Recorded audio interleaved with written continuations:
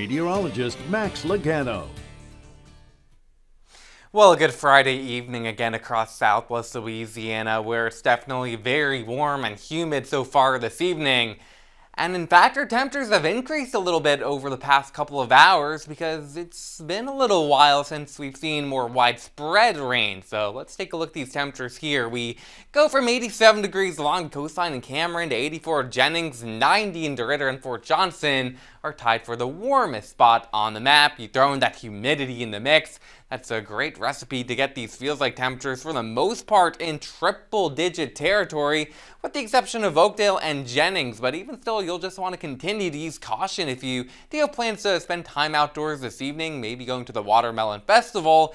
It's going to remain a hot one, at least until we get to sunset tonight. But thankfully, we, I think, are pretty much done with the rain across southwest Louisiana. You saw those showers and thunderstorms we had earlier on during the day. Most of those have moved either off to the east or have fizzled out, and I don't expect much more in the way of rain this evening. So let's take a look at Futurecast, and maybe an isolated stray shower could try to develop at least between now and sunset. Even those chances are pretty low and will only become lower as we head into the overnight hours. So that's some bit of good news right there. We're also not expecting, like we saw today, we're not actually expecting much in the way of shower activity moving in from the Gulf during the morning hours tomorrow. So that's certainly some good news for those areas that saw flooding during the day today. Now tomorrow, overall I think rain looks a little more limited by the afternoon. Still could see an isolated shower or thunderstorm try to pop up.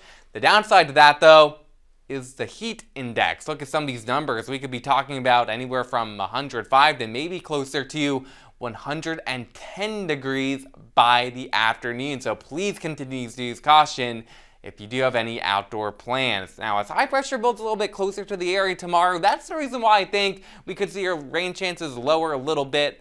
But as we head into next week, there are some signs of changes. The strength and position of that high is really going to change over the next several days. So starting Sunday, we may see a return to a typical pattern of a few scattered showers and thunderstorms in the afternoon, and that pattern could stay in place all throughout the upcoming week. Here's a quick look at the tropics. Here we are still watching a few areas. One is a tropical wave in the Western Caribbean. It has a slightly better chance to try and organize in the Bay of Campeche, but even if that does, I think that stays away from southwest Louisiana. We'll also keep tabs on a tropical wave exiting the coast of Africa. But of most interest here is Tropical Depression 2. It formed today in the central Atlantic and is continuing to move in a west-northwesterly direction. So that's going to take it near the Lesser Antilles, likely as a hurricane. And then beyond that, we'll continue to keep an eye on it. But notice these tracks range anywhere from Cuba to Central America.